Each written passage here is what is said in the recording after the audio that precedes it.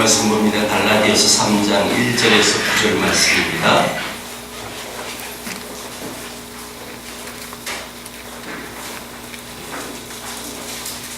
갈라디아서 3장 1절에서 9절 말씀 한 절씩 교독하겠습니다. 제가 먼저 있습니다. 어리석도다 갈라디아 사람들아, 예수 그리스도께서 십자가에 못 박히신 것이 너희 눈앞에 밝히 보이거늘 누가 너희를 꾀더냐? 내가 너희에게서 많이 사랑하니 너희가 이같이 어리석으냐? 성령으로 시작하였다가 이제는 육체로 마치겠느냐?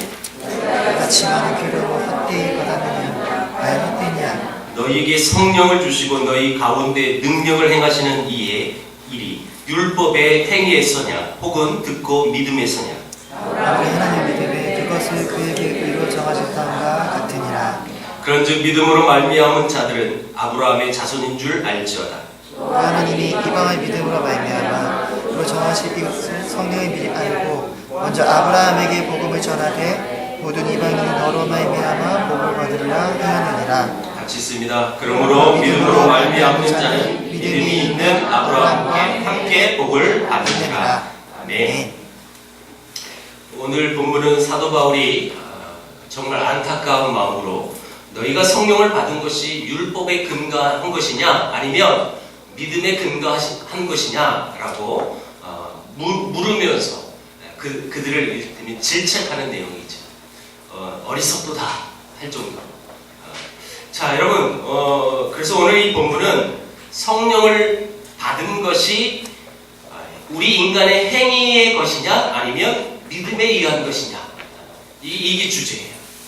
그러니까 다시 말하면, 더 쉽게 얘기하면 어떤 그 구원을 받는 데 있어서 어떤 조건이 필요한 것이냐 아니면 아무 조건 없이 하나님께서 우리에게 은혜의 선물로 주신 것이냐, 이런 것이에요. 사실 총 주제가 그거고, 다만 이제 그것을 풀어나기 위해서 성령을 받은 것이 율법의 행위냐 믿음이냐, 이렇게 이제 얘기하면서 이것이 이제 성령과 관련된 것이다라고 추측을 하겠지만, 주 주제는 그 구원에 관한 어떤 조건이 있느냐, 우리 인간이 어떤 조건을 통해서 구원을 받느냐 아니면 그냥 단순히 그 하나님을 믿으면서 그 믿음으로 인하여 구원을 받았느냐, 이게 이제 주제예요. 이제 성령에 대한 부분도 이제 제가 중간에 말씀을 드리지만, 그것을 풀어나가기 위해서 사실 사도 바울은 하나의 기법을 쓴 게 뭐냐면 성령이라는 성령. 그 구원의 조건에 대해서 풀어나가는데 뭘 썼다고요? 성령. 자, 여러분 왜 성령을 썼을까요?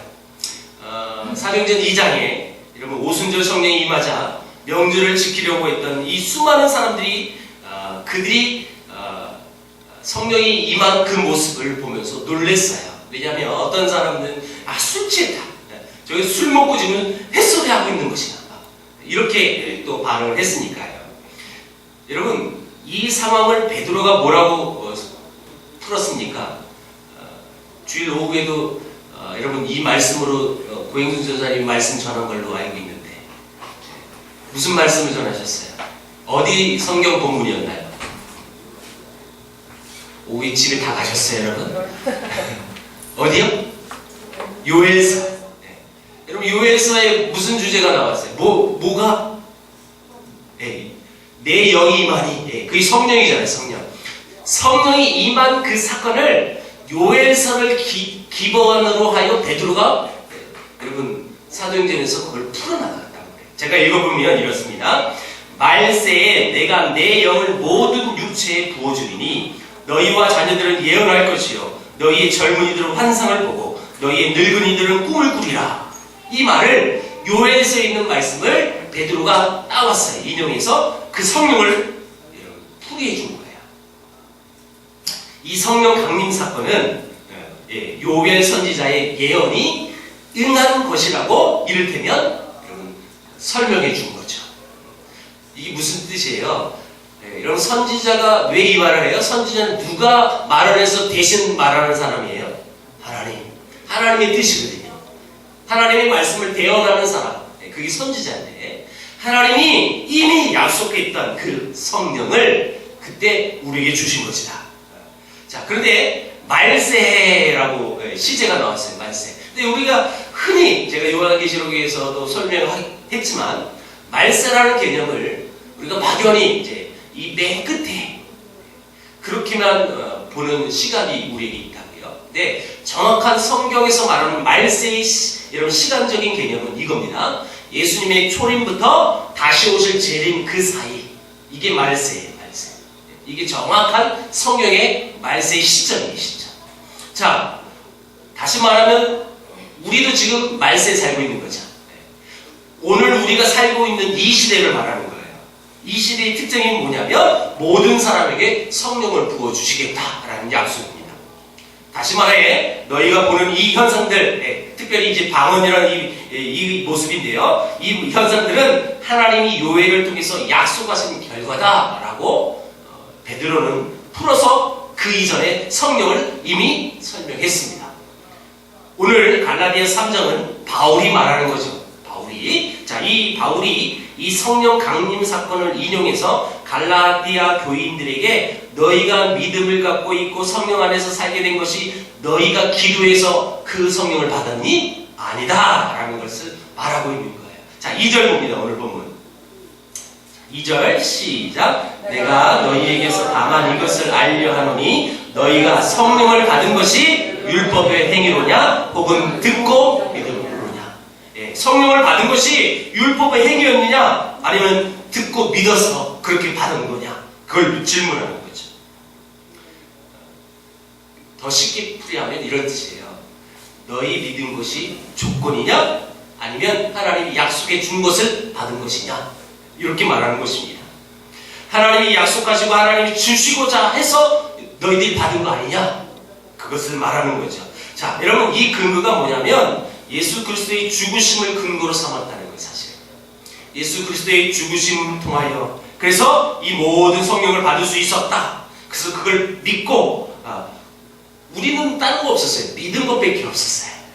믿으니까 성령이 임한 거고, 믿으니까 구원을 받은 거고, 그것을 설명하기 위하여 바울은 이 성령 강림 사건을 예로 든 거예요. 자, 그래서 거꾸로 3장 1절 읽습니다. 3장 1절 시작. 어리석도다 갈라디아 사람들아, 예수 그리스도께서 십자가에 못 박히신 것이 너희 눈앞에 밝히 보이거늘 누가 너희를 믿게 되냐. 여러분, 그 성령 강림 사건을 말하기 전에 뭘 근거했다고요? 예수 그리스도의 십자가의 죽으심을 얘기합니다.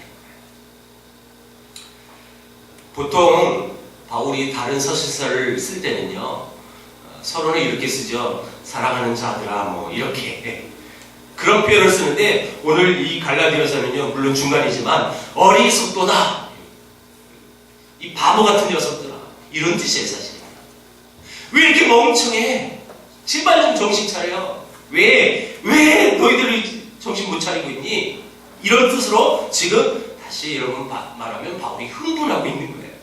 그러면서 이 바울이 계속 반복하는 핵심이 뭐냐면 예수님이 십자가에 못 박힌 것이 확실한데 왜 그걸 벌써 잊었니? 왜 그걸 벌써 까먹었니? 이것을 계속 반복하고 있습니다. 그러면서 그 다음 구절이 누가 너희를 꿰니? 예수 그리스도의 죽으심이 밝히 너희 눈에 보였는데 왜 누가 너희를 그렇게 꼬였니? 이렇게 지금 말하고 있는 것입니다. 여러분, 이 모든 것이 우리 지난 수요일 본문, 여러분 예수 그리스도의 십자가의 이야기를 여러분 바울이 이렇게 고백했어요. 여러분 기억하시죠? 20절 내가 그리스도와 함께 십자가에 못 박혔나니. 자, 그 말씀과 다 연결이 돼 있어요. 자, 무슨 얘기예요? 우리는 이제 예수 그리스도와 함께 십자가에서 율법에 대해서는 죽었고 이제 하나님께 대해서는 우리는 산 존재입니다. 그걸 계속 연관시킵니다. 여러분, 죄라는 것이 뭔가요? 죄. 이 죄는요, 특징이 있는데 죄의 특징은 자기를 나타나는 게 가장 큰 특징입니다. 목사님, 죄가 그거 아닌 것 같은데요? 여러분, 하나님을 믿는 백성들에게 가장 또 많으면서도 모르면서 지나는 그런 죄악들이 자기 사랑이에요. 자기애예요. 그리고 자기의예요.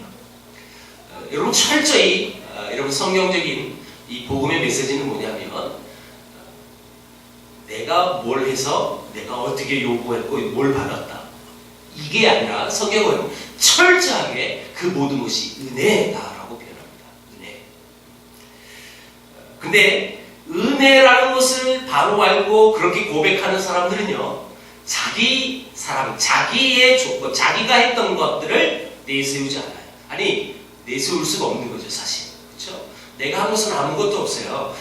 지금 나의 나된 것은 하나님의 은혜였기 때문에, 그렇게 고백하고 실제로 그렇게 믿는 사람은 더 겸손해질 수 있는 거죠. 더 낮아지는 거예요. 왜요? 나를 스스로 내가 한 것이 없기 때문에. 근데 조금 전에도 말씀드렸지만, 우리가 많이 이런 놓치는 것이 뭐냐면, 그걸 모른다는 거예요. 나를 높이려고 하는 것, 나를 세우려고 하는 것, 이것이 죄악인데요. 죄악. 자기를 강조하고 자기 행위를 주장하고, 내 생각은, 내 신앙은 이러면서 자기를 주장하는 것, 자기를 강조하는 것, 이것은 여러분 정말 우리가 조심해야 될 것인데, 심지어 성령을 받은 것조차도 나의 어떤 행위로 받은 것이 아니다라는 것을 지금 바울은 이 성경 구절을 통해서 우리에게 설명해 주는 것입니다. 내가 기도를 많이 해서 성령을 받은 것처럼 말하는 것, 그것도 죄악입니다. 여러분, 우리가 한번 다른 본문을 한번 찾아볼 건데요, 사도행전 1장입니다. 4절 5절을 찾아보겠습니다. 사도행전 1장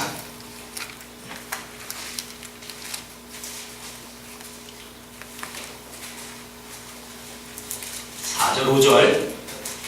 이 말씀은 예수님이 승천하기 바로 직전에 제자들에게 마지막 하신 말씀이에요. 자, 4절 5절 시작. 사도와 함께 모이사 그들에게 분부하여 이르시되, 예루살렘을 떠나지 말고 내게서 들은 바 아버지께서 약속하신 것을 기다리라. 요한은 물로 세례를 베풀었으나 너희는 몇 날이 못되어 성령으로 세례를 받으리라 하셨느니라. 자, 그럼 예수님께서 성령을 받아라 라고 말씀하시지 않았고 뭐라고 했다고요? 받으리라. 여러분, 당연히 일어날 것으로 지금 예수님은 분명히 말하고 있습니다. 왜냐하면 이 성령이 오시는 것은 우리 인간이 어떤 행위를 해서 받아내는 것이 아니라, 하나님께서 인간이 조건을 갖추었느냐 못 갖추었느냐 그런 상관없이 약속한 것이 이루어질 것이다 라는 것을 말하고 있는 거예요. 약속한 그것이 이루어진다. 자, 여러분, 사람이 성령 받는 것은요, 인간의 어떤 노력이나 행위와는 아무 상관이 없는 것입니다. 그것은 순전히 하나님의 주권적인 은혜로 말미암아 나에게 주어진 것이죠. 그것을 이 본문은 율법과 믿음이라는 이 두 단어를 대조하면서 계속 설명하고 있는 거예요. 말하자면 성령을 받은 이유와 조건이 예수님께 근거한 거냐, 아니면 너에게 근거한 거냐, 그것을 한번 봐라.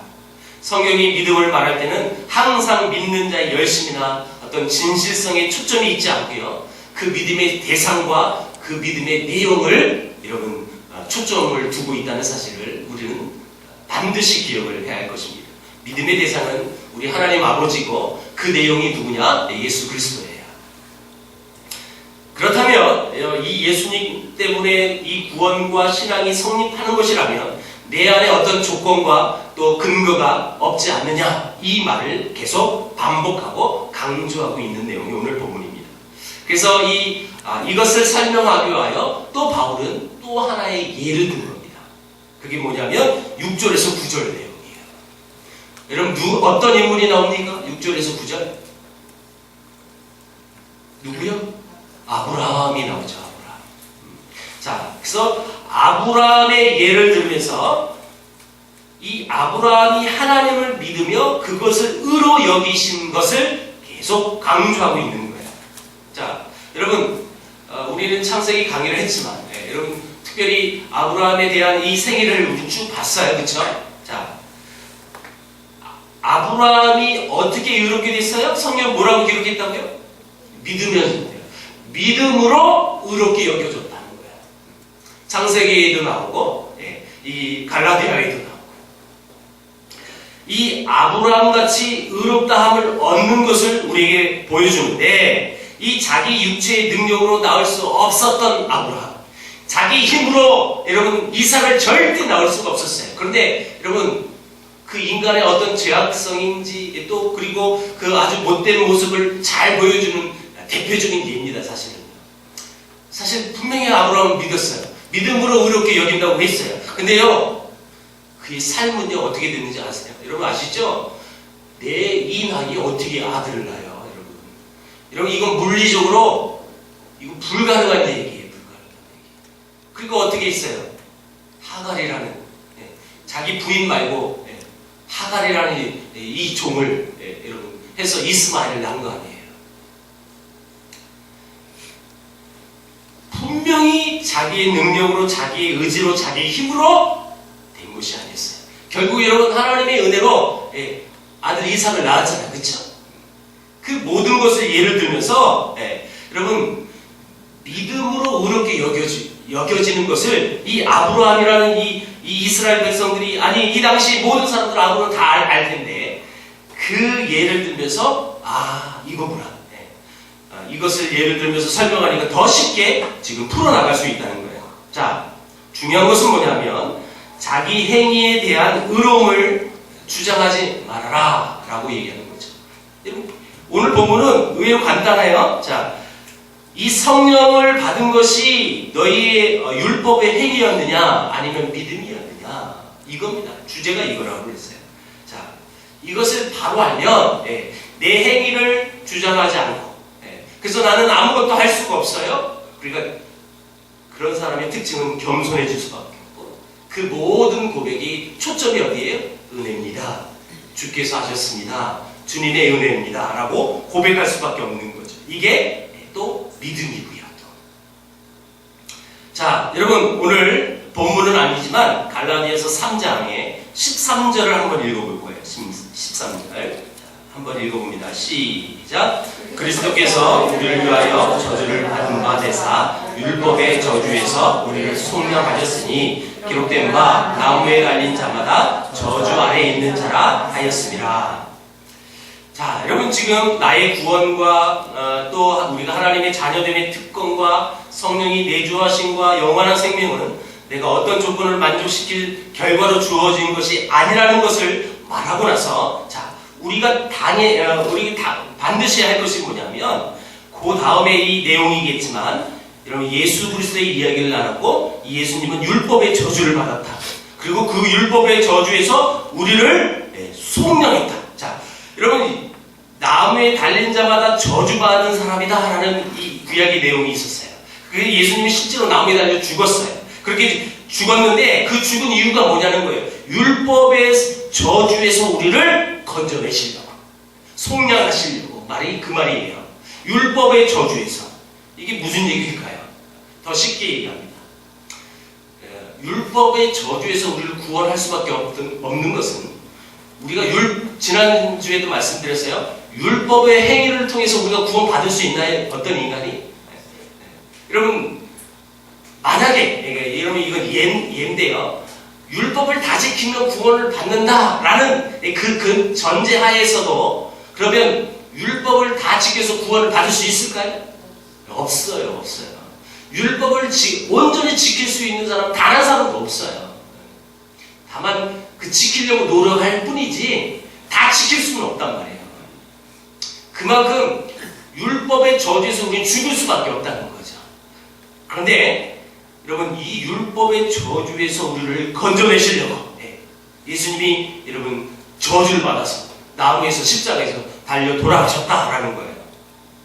그러면서 자 14절을 말씀을 읽어봅니다. 14절 시작. 이는 그리스도 예수 안에서 그 아브라함의 복이 이방인에게 미치게 하고 또 우리로 하여금 믿음으로 말미암아 성령의 약속을 받게 하여 이 성령은 약속된 성령입니다. 그러므로 우리에게 성령이 오시는 것은 약속의 문제라는 거예요. 약속의 문제. 아까 여러분 사도행전 1장 4절 5절 우리 읽었어요. 그죠? 성령을 받으리라. 당연히 받는 거예요. 받으라. 너희들이 뭘 해서 그 성령을 받아내라 라고 말을 하지 않았고요. 받으리라 라는 것은요, 우리가 어떤 그 키를 갖고 있는 게 아니라는 거예요. 그쵸? 이 하나님의 약속과 관련된 이 성령을 풀이하는데 그렇게 또 풀이해 줬다는 거예요. 하나님이 주시기로 해서 오신 성령이지 우리가 무엇을 만들어내고 조작할 수 있는 그 성령이 아니라는 것입니다. 그래서 그 성령을 우리가 강제로 오시도록 어떤 조건과 환경을 만들어낼 수 없다는 거예요. 그래서 이 성령은 그 초점이 예수 그리스도의 사역과 그 십자가 또 그 부활에 갖는 의미를 더 분명하게 부각시키는 것에 초점을 맞추는 것이 바로 성령이에요. 근데 늘 제가 또 이 사도행전 강의할 때도 그랬고 제가 다른 본문은 설교할 때도 늘 제가 주장하는 내용인데 우리 한국교회 성도님들이 또 교회들이 이 성령론에 너무너무 잘못된 인식을 많이 갖고 있어요. 오늘도 이제 찬양하면서 이제 제게 있는 마음을 풀이하자면 오늘 찬양이 잘못됐다는 게 아니에요. 여러분 이 성령에 대한 대부분의 가사가 성령이 임해서 우리를 치유하시고 그 성령을 통해서 놀란 역사가 임한나라 이런 내용이 거의 다 성령에 대한 찬송이에요. CCM이에요. 그게 잘못된 게 아니에요. 분명히 그 영역이 있어요. 성령이 하시는 영역이 바로 그거예요. 그 성령을 통하여 죄악이 여러분 드러나서 진리의 성령이 오셔서 다시금 회복하고 부흥의 역사가 반드시 일어나야 되는 거예요. 맞아요. 다만 제가 제가 음악을 다 잘 모르지만 또 우리나라에 있는 모든 제가 찬송을 다 안다고 또 말할 수도 없겠지만 대부분의 성령에 대한 이 주제가 또 풀어나가는 이 가사가 거의 다 그런 포커스에 맞춰져요. 분명히 제가 여러분 전제했습니다. 그 성령의 역사가 그게 없는 것을 만들어서 한 것이 아니라 분명히 그 사이에 있는 거예요. 또한 우리의 막연한 성령에 대한 인식이라는 것이 어떤 능력을 발휘할 수 있는 어떤 요소, 어떤 매개체 이런 개념으로 성령을 많이 인식을 하고 또 그렇게 이해를 또 많이 하고 있습니다. 조금 그런 부분에서는 좀 아쉬운데 자, 오늘 이 바울은 온 주제를 풀어나가는 과정 속에서 이 성령에 대한 부분을 우리에게 언급해 줬어요. 그리고 그 성령은 약속의 개념으로 하나님이 우리에게 주신 것이에요.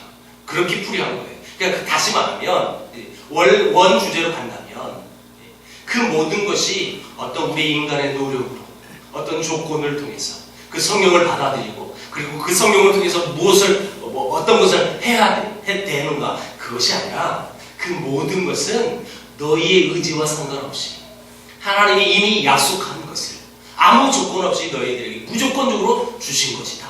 이런 개념으로 이 구원에 관련된 부분을 이 갈라디아 교인들에게 풀어주는 거예요. 이해가 됐었는지 여러분 됐는지 모르겠습니다. 자, 하나님만이 원인이시고 그분의 약속이 얼마나 신실하신지를 증거하시려고 성령이 오셨다는 것을 또한 우리에게 보여주고 있는 본문이기도 합니다. 다시요, 하나님만이 원인이 되시고 그분의 약속이 얼마나 신실하신지를 증거하시려고 우리에게 성령을 주시었다. 자, 그래서 3장 2절을 다시 한번 읽을 겁니다. 3장 2절을 시작. 내가 너희에게서 다만 이것을 알려하니 너희가 성령을 받은 것이 율법의 행위로냐 혹은 듣고 믿음으로냐. 계속 여러분 이 말을 계속 반복하고 있는데 그렇게 함으로써 그 근거가 누구에게 있느냐 그걸 계속 강조하고 있습니다. 그러니까 우리로부터 시작되고 우리가 만들어낸 어떤 조건의 보상으로 되는 것이 절대 아니다. 하나님의 은혜와 능력으로 되는 것이고 하나님만이 내 신앙과 삶의 근거가 되신다는 고백을 우리가 그래서 해야 합니다. 자, 3절을 읽습니다. 3절을 시작. 너희가 이같이 어리석으냐 성령으로 시작하였다가 이제는 육체로 마치겠느냐. 은혜로 시작했다가 사람의 능력으로 여러분 너희들 왜 가냐? 라는 책망입니다, 사실. 그렇게 아무 조건 없이 성령의 은혜를 너에게 부어줬건만 왜 처음에 그렇게 시작했건만 왜 지금은 이러느냐라고 지금 질책하고 책망하고 있다는 거죠. 무한하고 영원한 것으로 시작되었다면 그 영원한 것이 가지는 그 충만함과 부유함으로 가야지 어떻게 규칙에 사로잡히는 율법으로 간다는 말이냐? 그것이 말이 되냐? 그래서 안 된다라고 얘기하는 거죠. 자, 우리도 분명히 은혜로 시작했어요. 그렇죠? 우리는 분명히 하나님의 은혜로 지금 구원을 받아서 이 시간에 예배하고 있는 하나님의 자녀들입니다. 근데 여전히 지난주에도 말씀드렸지만 우리 또한 그 은혜를 통해서 구원을 받아서 그래서 그 은혜를 여러분 끼치고 그 은혜를 주장하고 또 늘 그렇게 고백을 해야 하는데 얼마나 우리가 못났는지 어떤 지체들을 바라보면서 왜 쟤는 이렇게 못하지? 왜 저 사람 이렇게 밖에 못할까? 목사로서도 목회자로서도 이런 마음이 가끔 있을 때가 있어요. 조금만 달리 생각하시면 좋을 텐데 우리 성도들을 바라보면서 이건 조금만 다른 차원에서 이렇게 신앙적으로 좀 보고 그렇게 결정하면 참 좋겠는데 라는 약간의 제 아쉬움 그런 부분들이 사실 저에게도 있어요. 근데 여전히 그 안에서 싸워야 되는 몫이라고 저는 보는데요. 무엇이냐? 분명히 나 자신이 은혜의 산물이고 그 은혜로 이렇게 구원받았고 또 그 은혜로 여기까지 이 자리까지 있을 수 있는 것인데 그 은혜의 시각으로 다른 사람도 모든 지체도 봐줘야 하는 것이에요. 근데 그게 늘 부족하다는 거죠. 그게 늘 내 안에서 싸움이라. 신앙이라는 것은 그래서 달리 표현하면 신앙을 이렇게 정의할 수가 있어요. 싸움이다, 싸움. 내 안에서 싸움. 내가 무엇을 바라보느냐, 내가 무엇을 여러분 초점을 두느냐, 이게 굉장히 중요한 부분인데 나의 시각, 나의 초점, 나의 관점이 어디를 향해 있느냐 이건 굉장히 중요합니다. 그 모든 것이 십자가와 부활로 그 예수 그리스도의 초점을 맞춰줘야지 나 자신으로만 맞추면 안 돼요. 나 사랑, 자기 사랑. 자기는 그렇게 극진히 살아가면서 옆에 있는 지체를 사랑하지 못하는 우리의 모습, 아니 나의 모습. 이것을 직시하고 이것이 다시 하나님의 그 원래적인 복음적인 메시지로 돌아간다면 나의 나된 것은 하나님의 은혜였어요. 우리는 늘 그렇게 고백하지 않습니까?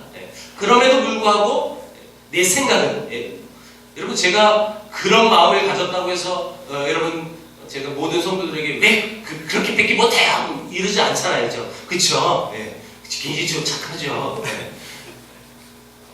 다만 제가 겉으로 또 성도님들이 좀 어떻게 보면 따끔한 소리, 쓴소리 그걸 안 하려고 노력을 합니다. 그래서 실제로 하지는 않습니다.